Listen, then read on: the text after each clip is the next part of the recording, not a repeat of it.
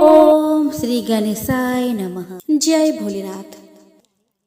दोस्तों, हिंदू धर्म में प्रदोष व्रत का विशेष महत्व है। यह दिन भगवान शिव को समर्पित है। साथ ही मान्यता है कि जो भक्त सच्चे मन से इस दिन व्रत रखकर भोलेनाथ की आराधना करता है, उसके सभी मनोरथ पूर्ण होते हैं। वही आपको बता दें कि शास्त्रों में मंगलवार के दिन पड़ने वाला प्रदोष व्रत पुण्य फलदायी माना गया है। इसे भौम प्रदोष व्रत कहते हैं। प्रदोष व्रत के दिन जो लोग भगवान शिव की पूजा अर्चना करते हैं, उनको सुख समृद्धि की प्राप्ति होती है। साथ ही व्यक्ति को अक्षय पुण्य की प्राप्ति होती है। वही इस दिन मंगल ग्रह की पूजा करने से उनकी कृपा भी प्राप्त होती है। दोस्तों, प्रदोष व्रत के दिन शिव पूजन के समय आप इन मंत्रों का जप कर सकते हैं। वह मंत्र है ओम नमः शिवाय, ओम आशुतोषाय नमः। दोस्तों, जब मंगलवार के दिन प्रदोष तिथि का योग बनता है, तब भौम प्रदोष व्रत रखा जाता है। मंगल ग्रह का ही एक अन्य नाम है भौम। यह व्रत हर तरह के कर्ज से छुटकारा दिलाता है।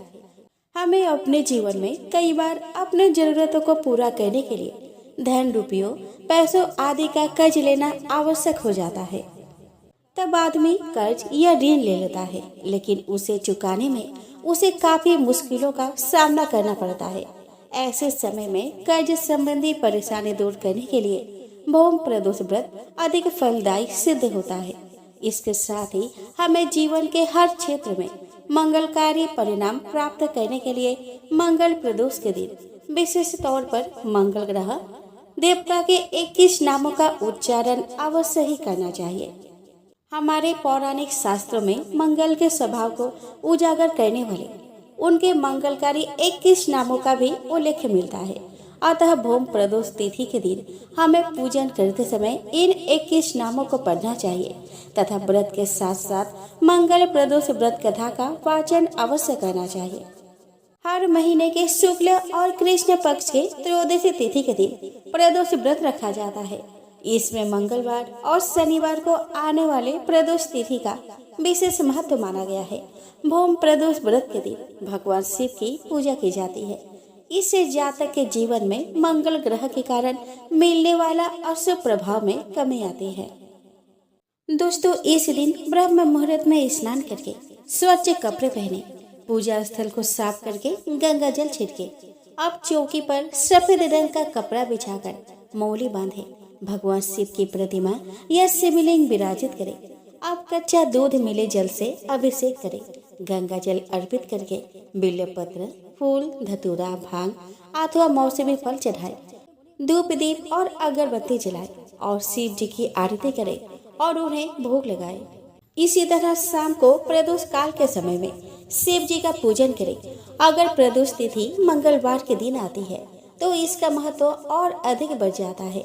मंगल देव के 21 या 108 नामों का पाठ करें तो कर्ज से जल्दी छुटकारा मिल जाता है।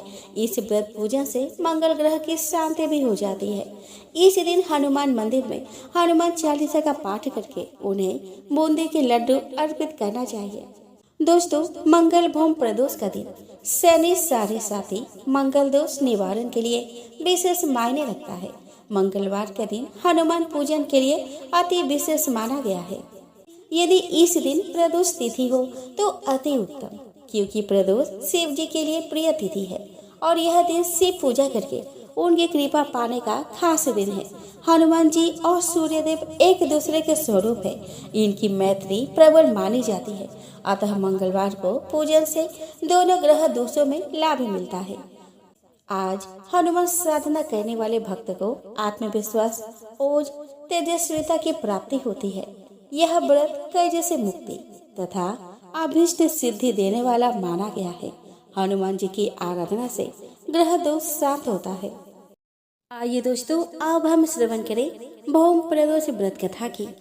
तो दोस्तों, इस व्रत के कथा के अनुसार एक नगर में एक वृद्धा रहती थी। उसका एक ही पुत्र था।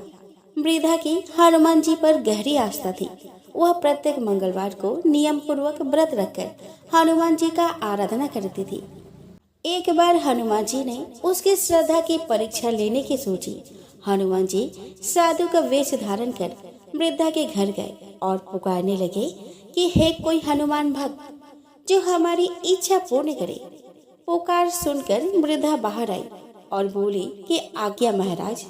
हनुमान वेशधारी साधु बोले कि मैं भूखा हूँ, भोजन करूँगा, तू थोड़ी जमीन लिप दे। वृद्धा दुविधा में पड़ गई। अंततः हाथ जोड़कर बोली कि महाराज, लीपने और मिट्टी खोदने के अतिरिक्त आप कोई दूसरी आज्ञा दे, मैं अवश्य पूर्ण करूंगी। साधु ने 3 बार प्रतिज्ञा कराने के बाद कहा कि तू अपने बेटे को बुला, मैं उसकी पीठ पर आग जलाकर भोजन बनाऊंगा। यह सुनकर वृद्धा घबरा गई, परंतु वह प्रतिज्ञाबद्ध थी। उसने अपने पुत्र को बुलाकर साधु के सुपुर्द कर दी।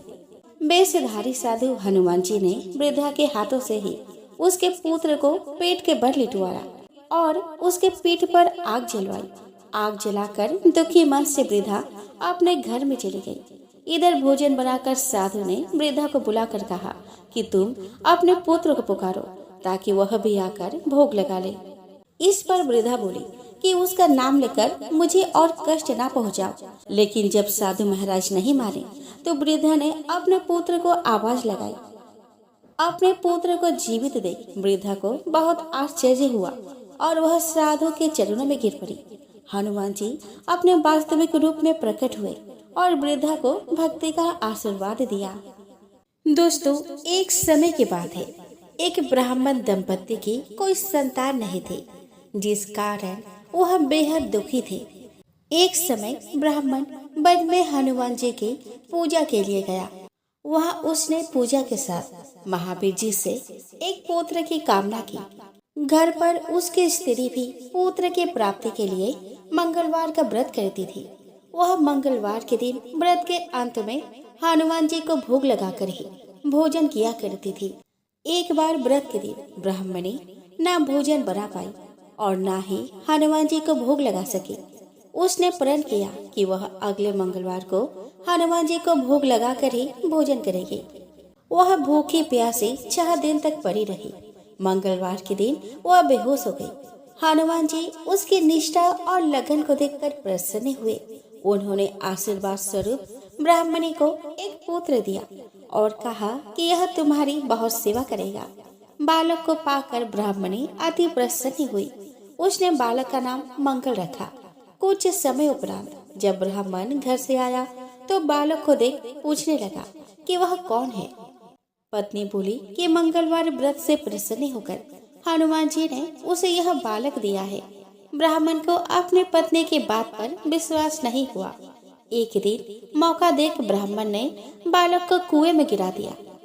घर पर लौटने पर ब्राह्मणी ने पूछा कि मंगल कहाँ है।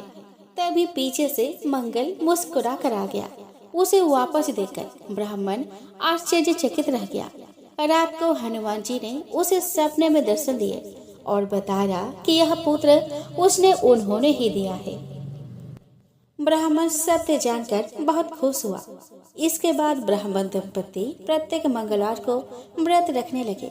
जो मनुष्य मंगलवार व्रत कथा को पढ़ता या सुनता है और नियम से व्रत रखता है, उसे हनुमान जी की कृपा से सब कष्ट दूर होकर सर्व सुख प्राप्त होता है और हनुमान जी की दया के पात्र बनते हैं।